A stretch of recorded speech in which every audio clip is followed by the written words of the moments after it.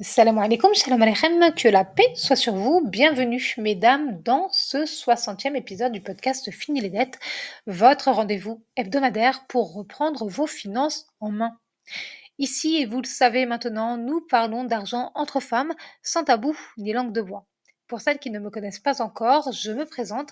Je suis Malika Deriche, écrivaine, rentière dans l'immobilier éco-responsable et podcasteuse spécialisée dans les finances personnelles. Aujourd'hui, dans ce 60e épisode du podcast Fini les dettes, j'ai envie de partager avec toi mon parcours dans l'immobilier. De mes débuts à aujourd'hui, de 0 € à pas du tout 1 million d'euros. L'objectif de ce 60e épisode est de te partager et de partager mon expérience avec toi sans filtre. Je me dis que tu vas peut-être te retrouver dans certaines situations que j'ai vécues, dans certaines choses que je traverse, et ce, que tu fasses de l'immobilier ou pas. L'immobilier, c'est une activité professionnelle, d'où cette envie de partager mon expérience avec toi. Tu l'as compris, ce 60e épisode du podcast Fini les dettes est plus intime que d'habitude. Il est aussi un peu plus court. Je n'avais pas envie de m'étaler sur le sujet parce que je fais encore de l'immobilier et que je traverse encore certaines choses dont je vais te parler. Si le sujet t'intéresse, installe-toi confortablement, abonne-toi si ce n'est pas encore fait et partage cet épisode à au moins une femme de ton entourage. Je suis certaine qu'elle te remerciera et moi aussi. Cet épisode se compose de 5 parties. Partie 1, pourquoi je fais de l'immobilier. Partie 2, 2020, confinement et premier bien. Partie 3, de la sous-location légale à propriétaire sans la banque.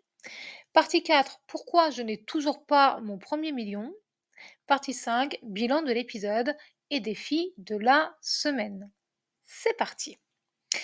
Partie 1, pourquoi je fais de l'immobilier? Pour être tout à fait honnête avec toi, comme d'habitude, il y a 3 raisons à cela. Je fais de l'immobilier parce que, petit 1, je voulais avoir un chez moi. Quand j'étais jeune, je me suis beaucoup entendu dire: «Tu n'es pas chez toi, si tu n'es pas contente, tu t'en vas». Et c'est ce que j'ai fait. À 22 ans, j'ai loué mon premier logement. C'était une chambre d'étudiante, à Marseille. Et tout de suite, je n'ai pas aimé payer le loyer. Pas à cause de l'argent que je donnais au Crous, mais parce que ça signifiait que je n'étais pas chez moi. Et moi, j'ai besoin d'être et de me sentir pleinement chez moi. Deuxièmement, j'aime l'immobilier pour ce qu'il permet de faire, offrir un lieu sain, sécurisé et confortable aux locataires. Troisièmement, je voulais gagner des rentes locatives. Les rentes locatives sont l'un des revenus récurrents les plus fiables. Les rentes locatives sont les loyers que les locataires paient aux propriétaires. Donc finalement, je fais de l'immobilier parce que c'est l'une des activités qui me correspond le plus. Et quand on s'intéresse un peu à l'immobilier, on se rend compte qu'il y a une infinité de possibilités. Finalement, dans l'immobilier, tu n'es limité que par ce que ton esprit peut concevoir, tes connaissances, ta façon de gérer tes finances et tes croyances. Partie 2, 2020, confinement et premier bien. Je fais des rimes. Je me suis lancée dans l'immobilier en janvier 2020 grâce à une formation en ligne dans laquelle j'ai appris le métier de rentière en sous-location légale. J'ai signé mon premier bien en sortant du premier confinement, donc il me semble que c'était à la mi-mai 2020. Il s'agissait d'un studio de 25 mètres carrés, très bien situé. J'ai adoré le mettre en valeur, j'ai adoré trouver du personnel de ménage, j'ai rapidement gagné mes premiers millions d'euros et mes premiers milliers d'euros, pardon, et j'ai adoré ça. Mais je suis tombée très malade et la meilleure décision pour moi à ce moment-là, ça a été de rendre le logement. Ce fut la meilleure décision pour moi, mais ce fut aussi l'une des décisions les plus difficiles de ma vie parce qu'elle me mettait face à une réalité, à quelque chose que je ne voulais pas voir, que j'aurais aimé ne jamais concevoir même. Cette réalité est la suivante: je suis seule sur le chemin de ma réussite. Alors ce n'est pas une façon de parler, ce n'est pas non plus pour faire pleurer mes mères dans les chaumières, il s'agit de ma réalité. La personne sur qui je pensais pouvoir compter a refusé de prendre la relève le temps de ma rémission, juste 3 semaines. Donc pendant 3 semaines où j'étais alitée, il a fallu que je trouve des solutions parce que le loyer devait être payé, parce que des réservations avaient été faites dans ce logement. J'ai dû trouver des solutions et prendre des décisions importantes.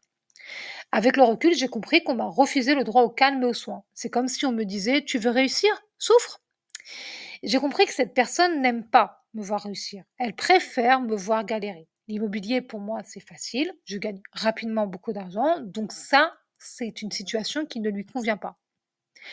Environ un an plus tard, j'ai changé de statut. J'ai créé une SASU en fonds propres et j'ai proposé à cette personne de s'associer avec moi en pensant sincèrement que c'était pour ça qu'elle ne me soutenait pas et qu'elle avait refusé de me seconder. Après tout, hein, je lui avais demandé de faire mon travail pendant 3 semaines.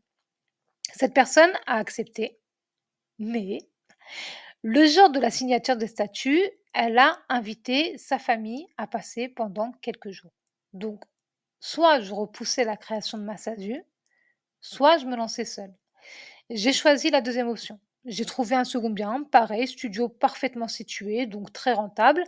Et là, avec ce deuxième bien, j'ai fait face à tous les problèmes de la sous-location légale. D'un côté, je pouvais encaisser 2 000 € en 3 heures, c'était génial. Et d'un autre côté, j'avais des hôtes particulièrement irrespectueux, certains louaient pour une personne, mais séjournaient à plusieurs. J'avais des autres qui se permettaient de me parler comme si j'étais la dernière des idiotes. Le propriétaire voulait conserver les clés au cas où il aurait besoin de passer. Ça évidemment, c'était hors de question et puis il avait insisté, lourdement, hein, sur le fait qu'il allait sûrement récupérer son bien pour y loger sa fille et il a été très, très, très mécontent que je lui facture le serrurier parce que la porte coulissante menant à la terrasse ne se fermait pas. On pouvait l'ouvrir de l'extérieur.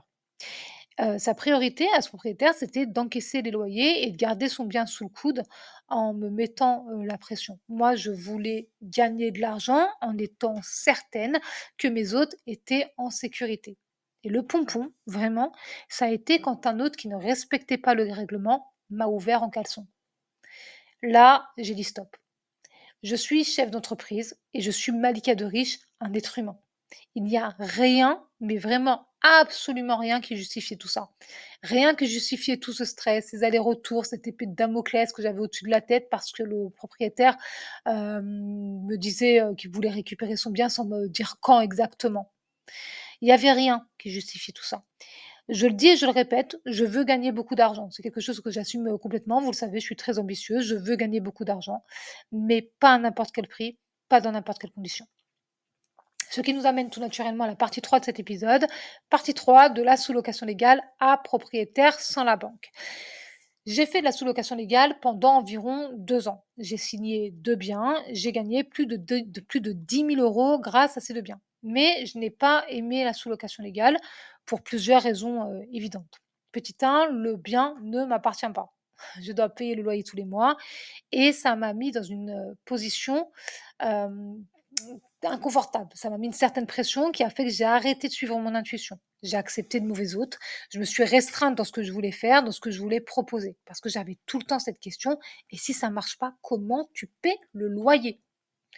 Petit 2, le fait que les propriétaires puissent récupérer leurs biens quand ils veulent. Même s'il y a 1 ou 2 mois de préavis, eh bien, ce sont 1 ou 2 mois durant lesquels tu te dis: «Dans 1 ou 2 mois, je n'aurai plus cette source de revenus».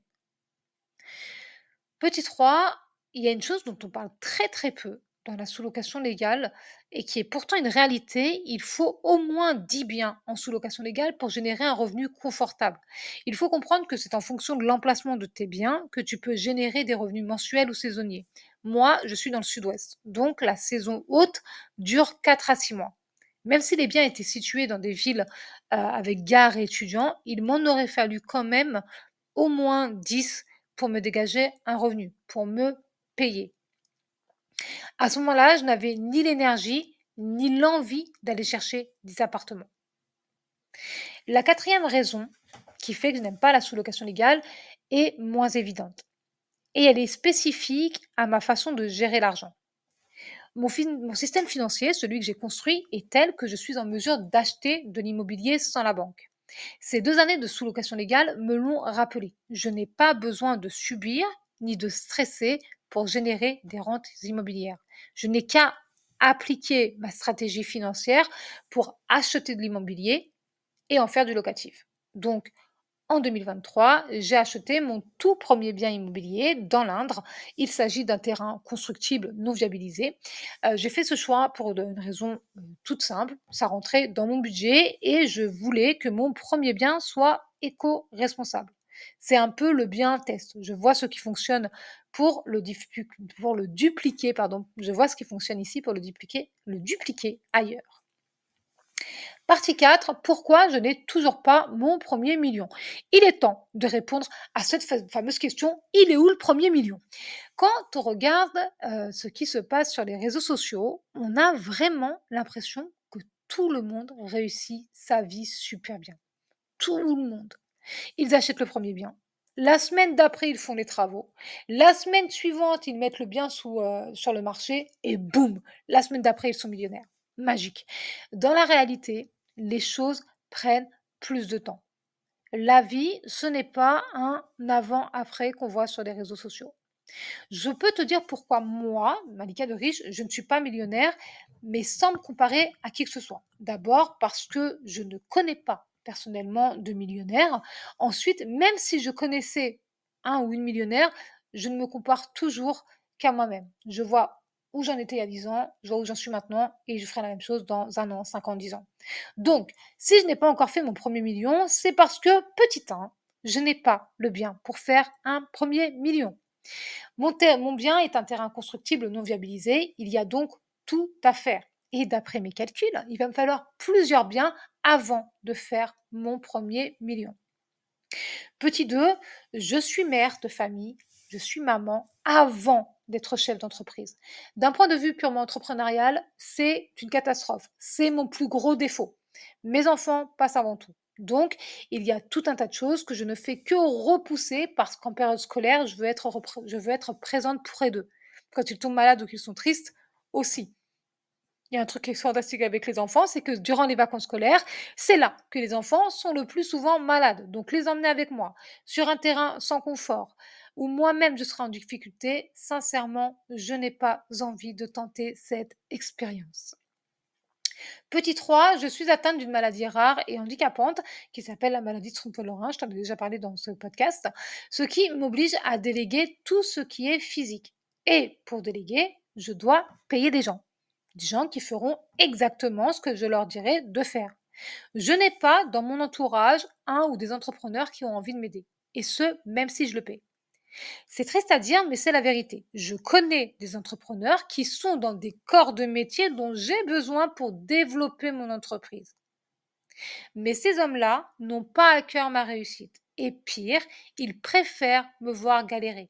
Pour eux, il est hors de question qu'ils fassent partie, d'une manière ou d'une autre, à ma réussite. Pour eux, une femme dans l'immobilier gagne trop d'argent. Une femme pour qui l'immobilier est facile, mais qui a besoin d'aide physique, ils vont lui rendre les choses difficiles. Donc, je dois trouver des collaborateurs de confiance qui travaillent bien et pour les payer, puisque je paie tout en fonds propres, je dois réunir les sommes demandées, ce qui est logique. Et c'est ça qui prend du temps, puisque pour le moment, mes activités ne s'autofinancent pas. Concrètement, je ne vends pas suffisamment de livres pour financer mon premier chantier rapidement. Partie 5, après avoir dit tout ça, partie 5, bilan de l'épisode et défi de la semaine. Dans ce 60e épisode du podcast Fini les dettes, j'ai partagé mon parcours de manière intime parce que ton projet entrepreneurial prend à un moment ou à un autre une tournure personnelle et ce, qu'on le veuille ou pas. Comme tu as pu le constater, je suis très loin de mon premier million, mais je n'abandonne pas. Pas parce que j'ai envie d'atteindre un million, mais parce que 1 million d'euros, c'est une somme d'argent. Et l'argent est un outil, pas mon but. Je sais très exactement ce que je ferai de ce premier million, comment j'utiliserai cet outil. Mon but, ce n'est pas de voir s'afficher sur mon compte bancaire 1 million d'euros. Pour le défi de la semaine, je te propose de noter ce qui t'empêche, toi, de faire ton premier million. Et si tu es déjà millionnaire, n'hésite pas à me contacter surtout. J'aimerais beaucoup qu'on discute. Si tu veux aller plus loin, découvre mon livre Fini les dettes, le seul livre de la francophonie qui t'apprend tout ce que tu as à savoir sur l'argent pour sortir définitivement de l'endettement et poser les bases d'une vie financière stable et libre. Tu trouveras le lien dans la barre d'infos. Cet épisode numéro 60 du podcast Fini les dettes est maintenant terminé. J'ai été ravie de te le proposer. On se retrouve ici même mardi prochain à 14 heures.